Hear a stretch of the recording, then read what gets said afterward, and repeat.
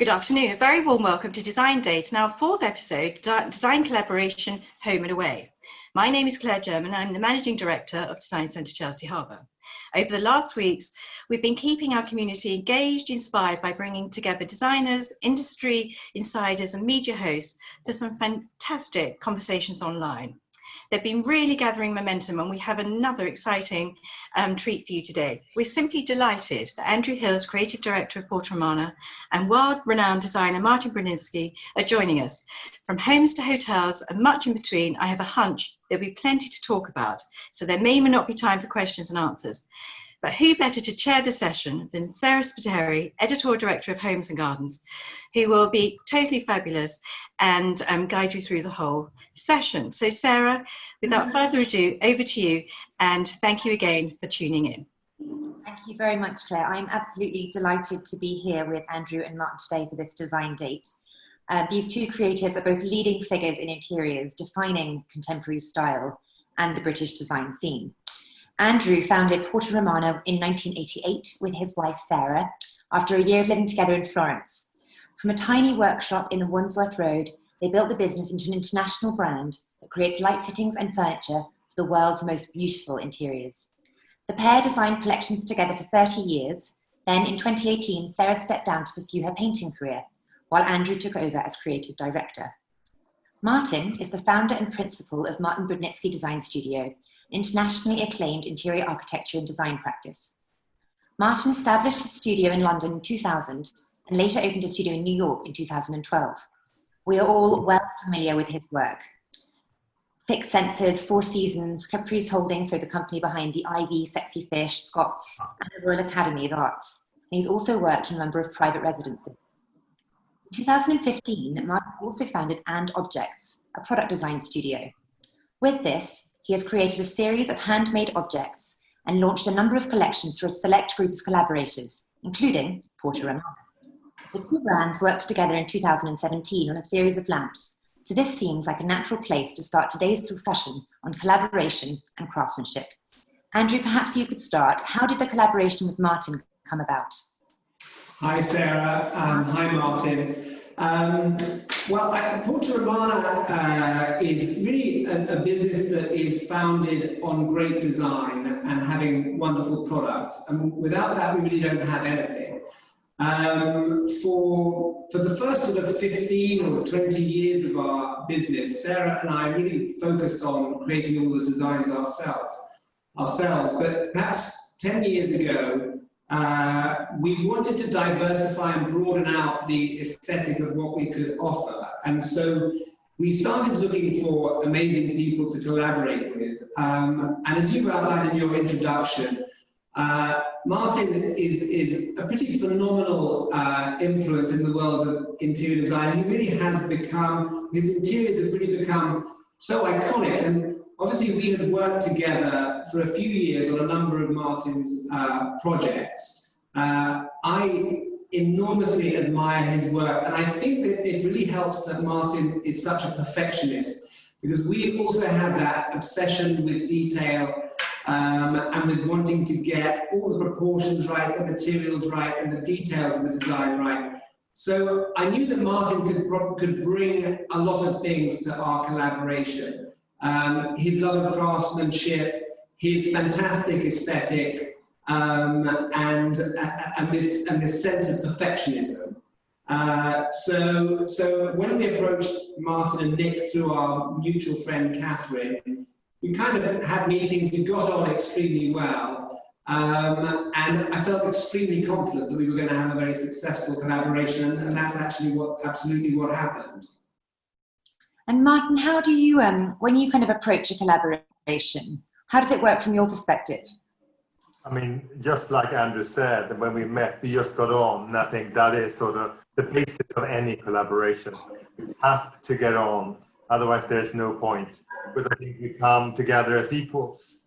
You know, we're all investing our time and our own resources into creating something together. Of course, for a commercial venture, but it's, you know, the whole process of creating new designs needs to be fun. You need to enjoy it. You need to enjoy the people you're speaking to. So we just got on. We had this fabulous lunch, and we just knew this is going to be so much fun. And we had lots of fun, and we created these beautiful pieces. So it was very exciting, and looking forward to doing more. Yeah, I think we're going to see some images of the pieces now, because it would be lovely for you to talk us through. There's obviously a very interesting use of materials here, kind of glazes and also the fabric of the shades. Exactly. So these two lamps, the one on the left is called Tier, because it's 3 tiers, and the one on the right is called Flask. And what's important to this, and Andrew can probably speak more to this, I was very specific that I wanted a certain type of glaze. So it needed to have a certain optical texture to it, which we sort of achieved, and we sort of probably drove Andrew's team mad by sort of getting it just right.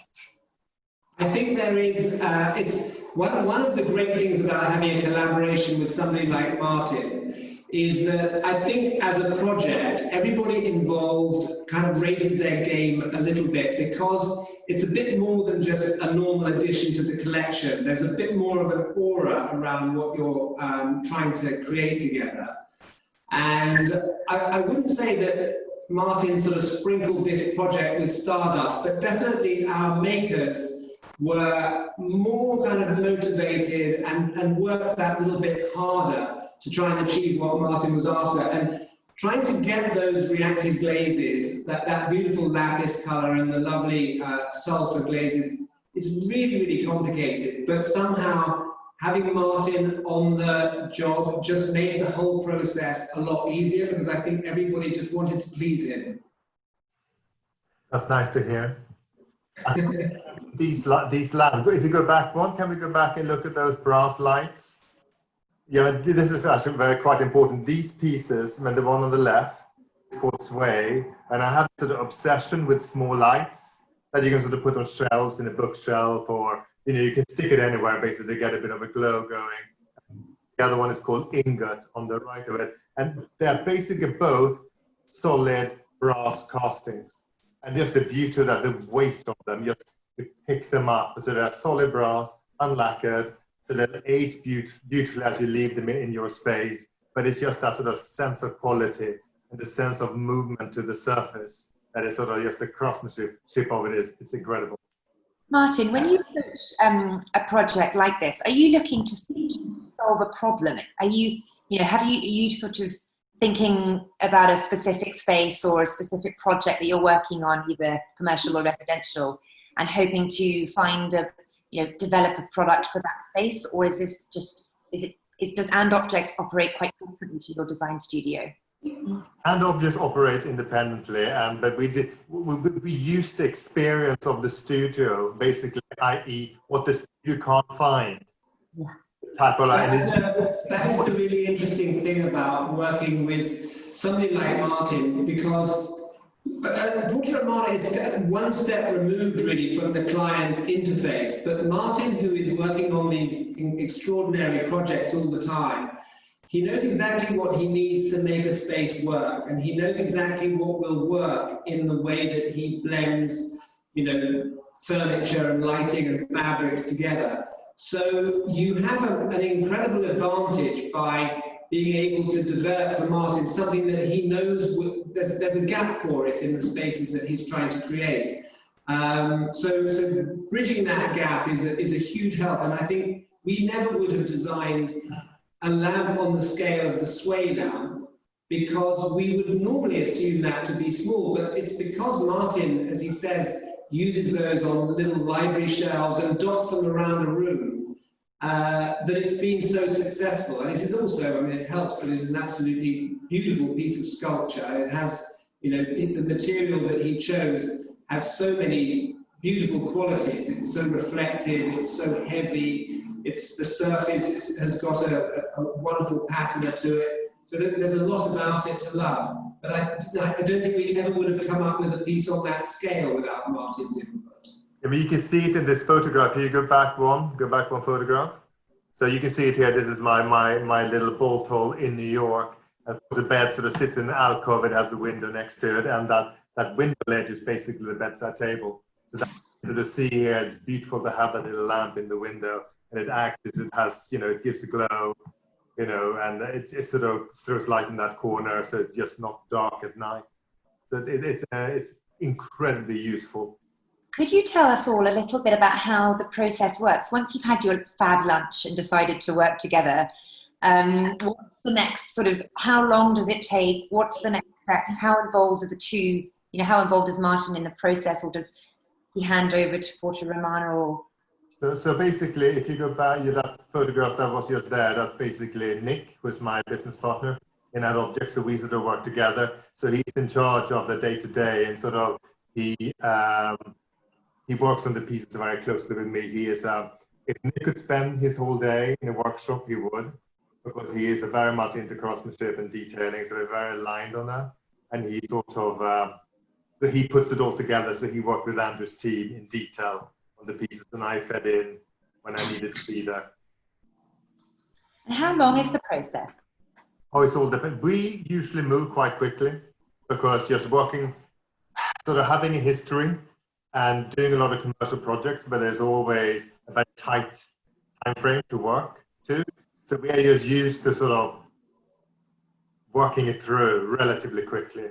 I wouldn't say it doesn't take days, but I think there's a process. We have a process for everything. And if you follow that process, you will get to the end successfully in a reasonable time. But I mean, I can't really remember how long it took to do Sway, but it was like a month, 2 months for the design.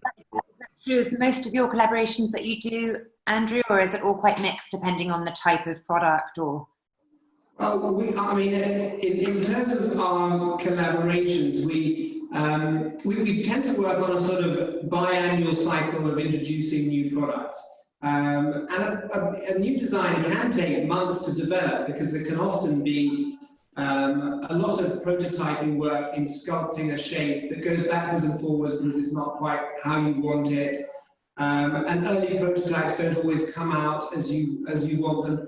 What tends to really speed up the process is a deadline, and generally we're launching at Focus or London Design Week, and those deadlines. Right now, in fact, we're doing a photo shoot this weekend for our new collection that we'll be launching in September, and there's an awful lot of activity in these last few days just to get pieces finished. But we've done other collaborations that are sort of ongoing, and that's how it will be with Martin. We hope just to continue working together, and when we come up with a design or an idea that we both love, then we go to our makers and we get the appropriate makers involved and start prototyping. I think that would be a nice kind of segue onto the next thing we hope to talk about, is kind of your mutual love of the handmade, and how kind of both of you in your work kind of are always sort of celebrating craft, people and craftsmanship. I wondered if either of you wanted to sort of talk about why that's important to you.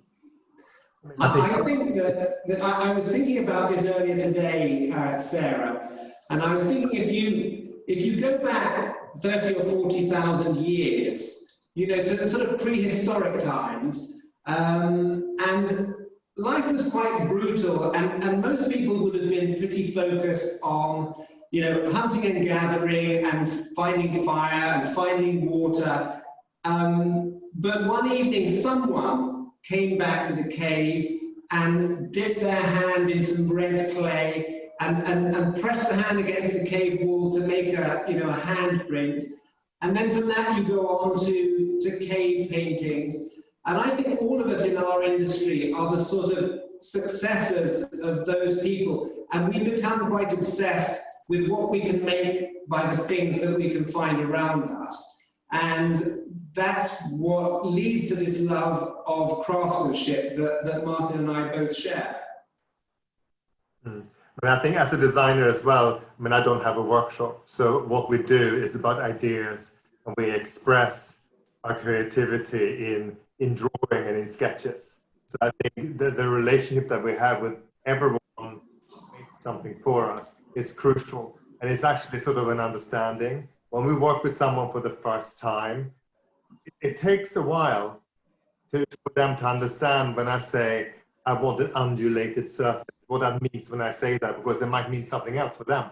So I think that this is it's all about semantics and language, and what something means might be different. So I think it takes time to understand and to get things right. So so that is sort of usually the biggest challenge. But at the end of the day, I think it's important to use craftsmen. It's important to work with small manufacturers. It's so important, because I think that's sort of the lifeblood of being a designer, because without them, what I do becomes irrelevant. And in fact, on the theme of collaboration, Sarah, the collaboration that Martin would have with all his makers, like the collaborations that we have with all the people that make for us. We work with a lot of glass blowers and metal workers and sculptors and wood turners and ceramicists, and those are all collaborations. And in fact, we find that when you're coming up with a new design, you don't really want to be too prescriptive always in what you intend, because if you do a CAD drawing that covers the last detail of the piece that you've got in mind, very often you're missing the input that the maker can contribute to that piece. So very often it's actually more effective to go to a maker with an idea and a concept and talk it through with them and get some of the aesthetic and some of the know-how from the maker. And there's nothing so exciting as, seeing for the first time the prototype that you have sort of developed and talked through with the maker suddenly, kind of materialize into a three-dimensional object. And very often, if that relationship is strong, what you get from your maker is actually something that is much more beautiful than you had, hoped for or intended in the first place. And how do you forge those relationships initially? These sound like lifelong relationships with craftsmen all over the world. But that's what it is. I mean, I think you meet someone through someone, or because you're working on a project. Let's say you're working on a hotel in LA and you meet someone in the local area who's making sort of beautiful sort of, let's say, glass lamps, and so and that's how it sort of starts. Or you meet an artist, because that's sort of what it is. They're more artisans, these people. So they're sort of artists in their own right. Easy to collaborate with them. So I mean, by that, both Andrew and I use thought collaboration is sort of everything at the end of the day. And I think to collaborate well as well, not only is about an understanding of being able to communicate what it is I would like to achieve as a designer, and for them to teach me what they do and how they do it, so that I can understand that.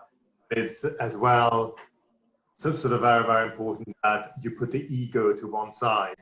I think that's the biggest thing, that you get on, you collaborate, you make it happen, because ego has no place in this.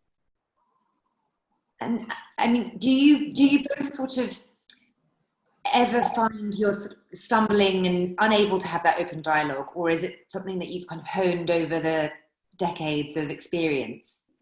I think again, you sort of know when you meet someone, you get or you don't get on. So if you feel you're not getting on, you will not even go down that road. You will not make a piece. You will not work with that person making a piece, because you just know it's going to be painful, and life's too short, far too short. As we all know now. Conversely, in our long series of relationships with some of our makers, without mentioning names, you do go through phases where everything is hunky-dory, but it can be a sort of a stressful process, and there can be moments when things don't go so well. And I have been told to get lost, in less polite terms, on a few occasions, but by people who we've come back to time and again, and we've had relationships with for 20 or 30 years. It isn't always necessarily smooth, but when you find somebody who is that talented and that important for your business, you have to get through those moments when things aren't running as perfectly as you'd like them to be. And Martin, what is it as a designer facing these huge, decorating these huge spaces? What is it about the handmade that you think is so important? Because it's you can when something is handmade, you can actually see that it has been lovingly put together by someone's two hands. It's not produced by a machine, and there's a different what would you say, a different sense to it if a machine has done it or is done by hand, because the hand, it lacks that sort of being absolutely perfect in the sense that it's machine made, it's sharp, it's hard, it has no soul. But with hands, it has soul to it because it's not absolutely perfect. And I think sometimes imperfection makes it beautiful. And that's sort of what I prefer myself. I don't like it to be too sharp and too hard. You want to see that it's material. You want to see that someone has put a little love and time into it. I couldn't agree more. I think if you have a piece of hand-thrown pottery on your mantelpiece, for example, it has a kind of force field around it, and you can't help wanting to keep looking at it and see what else it can reveal to you, because you know that the maker has put things in there that aren't always visible and obvious on first sight. So these pieces give off a kind of energy. It's a kind of energy that you don't have in mass-produced pieces. It becomes our curse, really, because you're looking for these qualities in all the things that you have around you, and it is a depth of character that you can't get from a machine-made piece. And do you think it's particularly important with lighting, Andrew, with obviously the way that kind of the light bounces off a product when you have those imperfections? I think it's so important because, I mean, we'll talk about sustainability later on, but everything that we make, we want people to love, and we want them to love them for life, and we want them to be in their families for generations. So these are pieces that you really have to live with for a long time. And one of the things one of my bugbears are very sort of flat, quick finishes on a piece, because they're so boring.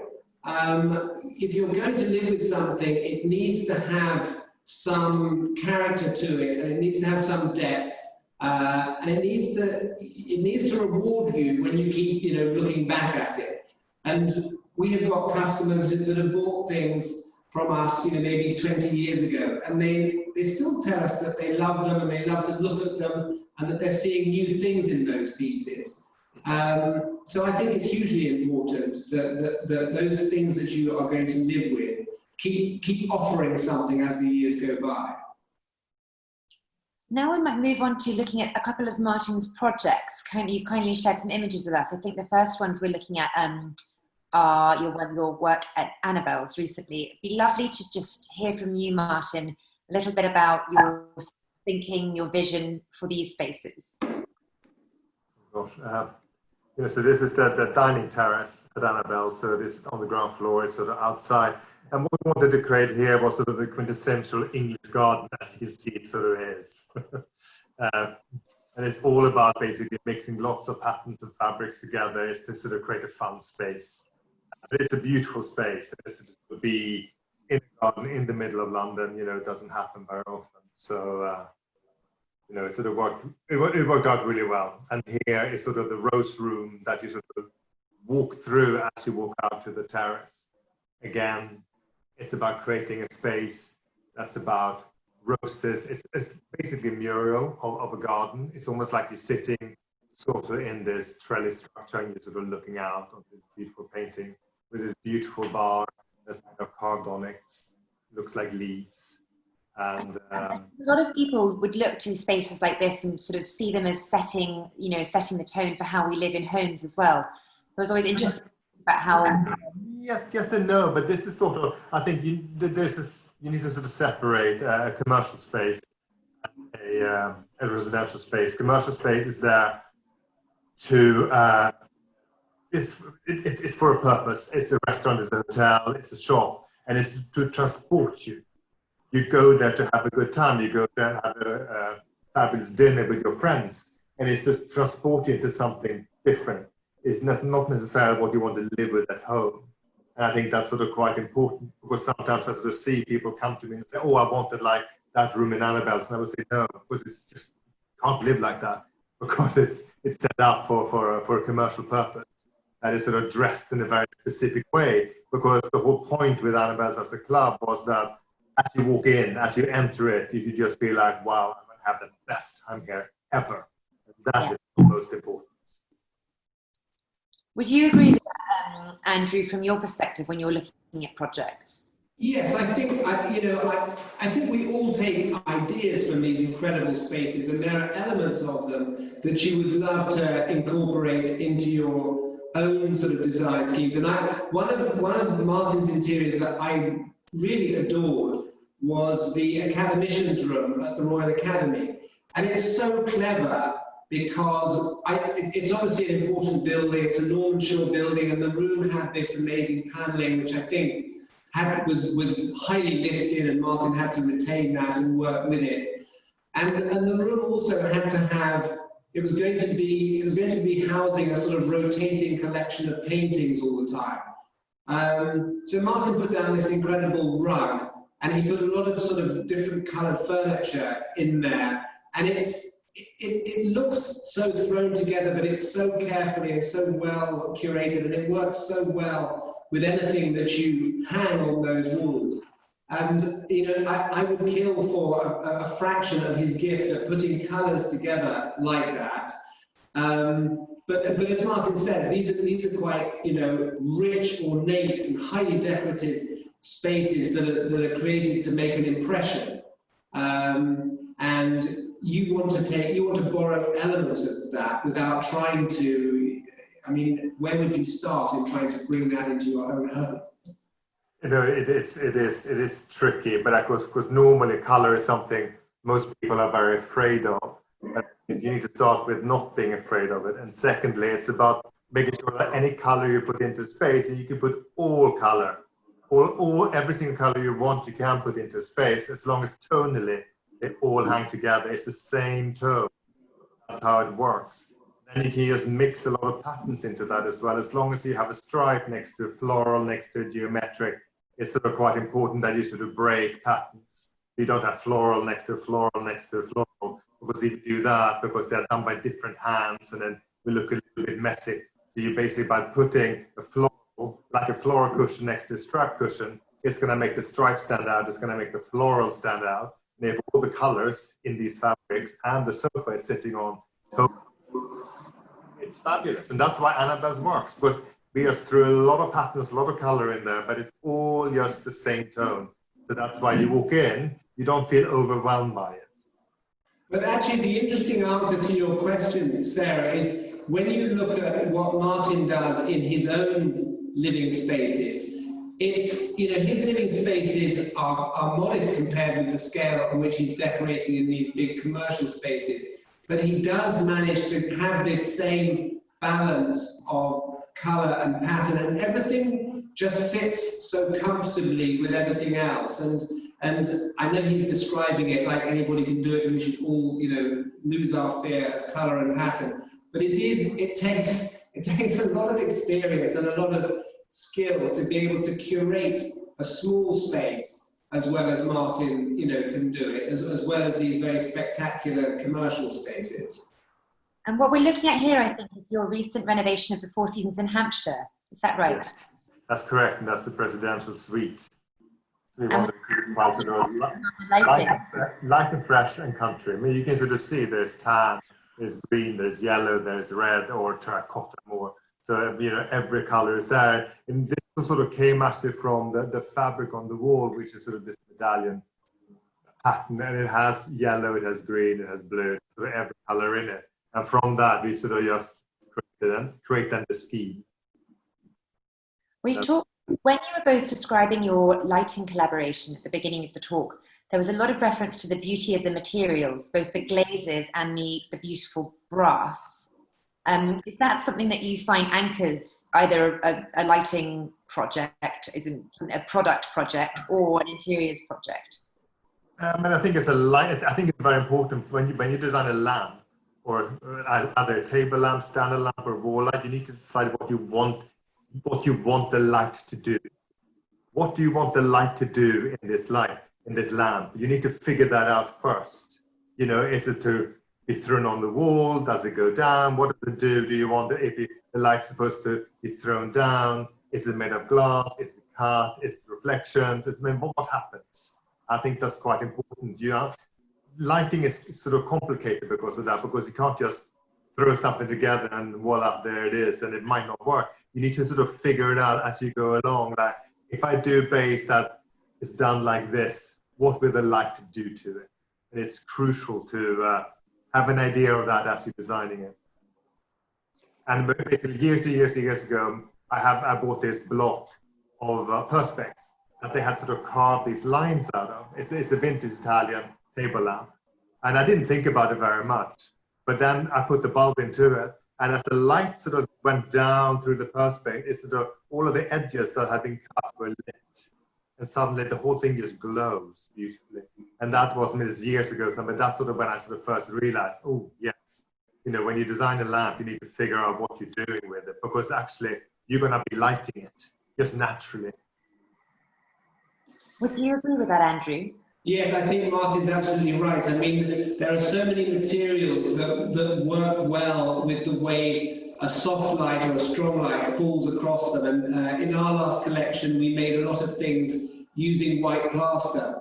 And even in a very subtly sort of undulating surface, the way the light and shade can work on a white plaster piece is wonderful. And of course, you know, with Martin's brass pieces that have these fantastic reflections, you know, the light plays on those so beautifully. And I think it's really important with, you know, directional, like ceiling lights and wall lights, where you're kind of trying to throw light around the room. Very often with our table lamps, our main motivation is to just create a really beautiful sculptural form that has, you know, some kind of enduring quality and beauty to it. And a lamp base is a fantastic medium for that. But you've always got to pick, you know, the right material for, as Martin says, for what you want that piece to do and how you want the design to work. And a piece that is, you know, made in ceramic would not necessarily work if you have the same shape and form made in glass. Each material has its own properties, and you need to be thinking about what will work best for a particular shape. I think we're going to look at images of a restaurant that you've done in France with, I think the ceiling there, talking of materials. I'm not sure how clear it is for everybody to see, but kind of very interesting use of materials all over all the surfaces in this space. Did you have anything you could tell us about that, Martin? So basically, this is Le Chardonnay in Terrace. So this is quite a famous little bistro. It's listed, so all the details you see, all the plaster details, they're sort of listed, and it's sort of very sort of Baroque stroke Rococo, and it's sort of nature really. And because of that, it's sort of inspired by nature. We just want to create this canopy of leaves. And then we hung this chandelier that's basically made of metal leaves. So that's sort of how the whole thing hung together, being in this space or sort of greenery in the middle of the city, basically. It's a cute little restaurant, very sweet. Yeah, stunning. Quite famous. The chef is Cyril Lignac, and he does the French version of Bake Off. He's very well known. Andrew, you mentioned that you're gearing up to launch a new project at Focus in September. We've got about 10 more minutes, and we do want to talk about sustainability. But before we moved on to that, I wondered if you wanted to share with us any scoop on what you're kind of planning on shooting, or kind of what's next and coming for September. Yes, I would love to do that, Sarah. We have really three aspects to the collection that we're launching in September. First of all, we have the pieces that we have designed in-house, and we slightly scaled back the number of those pieces from what we would normally launch in September, just because of the disruption and, you know, people coming back to work in September, maybe not being ready for a huge kind of variety of new pieces. But we have some really stunning designs in a number of materials. But the exciting things are, first of all, we've kind of re-engineered our whole furniture collection for this fall. So we've kind of streamlined the offer of designs, introduced some really exciting new designs introduced a lot of new materials, and we're going to launch that collection over the course of the winter. But we're doing another collaboration, which is really exciting, and I hope Martin won't mind, but we've been chatting with Kit Kemp over the summer, really, and we're doing a wonderful collaboration with Kit Kemp, creating 6 pieces, 2 ceiling lights, 2 floor lamps, and 2 lovely table lamps. And she's a remarkable person to work with, and has come up with some really charming designs. So we're very proud to be launching those as well. So lots of exciting things to come. Yeah, that's great. And how about you, Martin? What's sort of next on the agenda? Have you been able to kind of keep your creative projects on track over the last few months? Oh yes, we have. We've been working very hard. So I've been back in my office since actually the beginning of May. So, but now we're all back as of last week, back working safely though, I'm going to point out. We're supposed to have launched a very large furniture collection, about 20 pieces in September. But we are reworking the timeline for that right now, because like Andrew said, we don't really know who will be back basically by September. So I face that and perhaps do that later on in the autumn. We're very excited to sort of show this sort of and object collection that we produce and we make, and it's very. That's hugely exciting. Well, we will be sure to watch this space. We all kind of mutually wanted to discuss the importance of sustainability, and I think because it obviously ties very closely into the role of craft.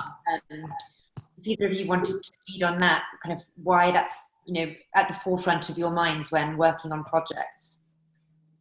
I think it's sort of incumbent on everybody at the moment to be really responsible about their use of materials. I know this is something that Martin thinks about a lot and incorporates into all his work now, but there is only so much resource left, and we can't be so kind of glib and greedy about it as maybe once we were. So we are trying to obviously perhaps produce more curated collections that are not wasteful in the development stages, because I think there has been a time when companies just launch new things for the sake of it, sort of kind of throwing out perfectly good things just for the sake of having some novelty. So I think we're developing pieces that we feel more confident about, and fewer of them, and taking more care over their design. We're very focused on the pieces that we make being kept forever, and I kind of made that point earlier. But the idea of our pieces is that you don't just kind of have them for a while and then move on. That the designs are timeless, the materials that we use are enduring, and we hope that our clients will love them forever. And to sort of try and perpetuate that, we launched in March our upcycling club, which is all about trying to sustain the lifespan of a Porta Romana piece. So there are sort of 2 elements to the upcycling club. One is that a customer can bring back any Porta Romana piece that they own, and because we have our own workshops here at Northbrook, we can refurbish those pieces and pretty well put them back into the condition that they were in when they left our workshop in the first place. So that's a great way of sustaining the life span of a product. And the second thing is we have a part exchange service. So if you don't want to hold on to your Porta Romana piece, and it's unthinkable that would ever affect anybody really, but if that were to happen, you can part exchange that piece for a new piece, and we will then refurbish that, and we will find a new home for those part exchange pieces. So it's all about just trying to sustain the lifespan of what we make and keep them around forever. And Martin, have you had that same, I'm sure you have had that same approach, kind of thinking about, natural resources, small workshops, creating design that will last a lifetime? Exactly. I mean, I think, first of all, we try to use materials that are sustainable and avoid plastics, avoid anything that, you know, cannot be sort of broken down. That's one part that's very important when we design for big projects. The second part is sort of looking at the client has existing pieces, and sort of what Andrew says, upcycling them are sort of very important, or I call it pimping. We pimp them, make them sort of new. I think that's very, very important. When I do it myself, I just bought a place in the country that we are sort of doing at the moment, and just looking at buying a lot of old antiques and just fixing them, do something with them, you know, and sort of just making new things. And this makes it much more exciting. So I think it's very important. Sustainability is a responsibility we all need to take seriously. And do you feel that you're able to do that pimping more easily when you do residential work than when you're working on commercial spaces? Yeah, it's all depending on, actually. It's all depending on, and we're doing actually quite an exciting project in Italy. I'm not going to tell you where, because then everyone will know what it is. But it's very exciting. And on that property, there are a lot of beautiful old furniture that's been around for a long time. And the client is very excited, actually. We're going to reuse as much. I mean, I think we're going to reuse about 80% of the pieces that are there in the public spaces, because it would be so easy. Just give it a new life, because it's belonged to this property for so long already. So it's very exciting. But there is a skill to making that look work. I mean, it's very, you know, that you have to have a very sort of skilled touch, I think, to make those antiques look relevant. You know, it's not a case of simply, you know, reusing everything original. Do you have any thoughts on how kind of to successfully combine kind of antique pieces in a contemporary scheme? I think first of all, it's important that if let's say you have an antique chair, make sure that you make sure it doesn't look old. Yeah. You need to make sure that it should look like it is an antique. So it's not about destroying it by sort of restoring it to what it once was. It's important to keep the patina, it's important to keep the scratches. But then you can always add new details to it. Perhaps that's a beautiful seat pad, and you add a nice little fun shade fringe to it, or you add a little bit of a foot detail, or you do something with it, just that will sort of lift it. And I think that's what's most important. But have fun with it.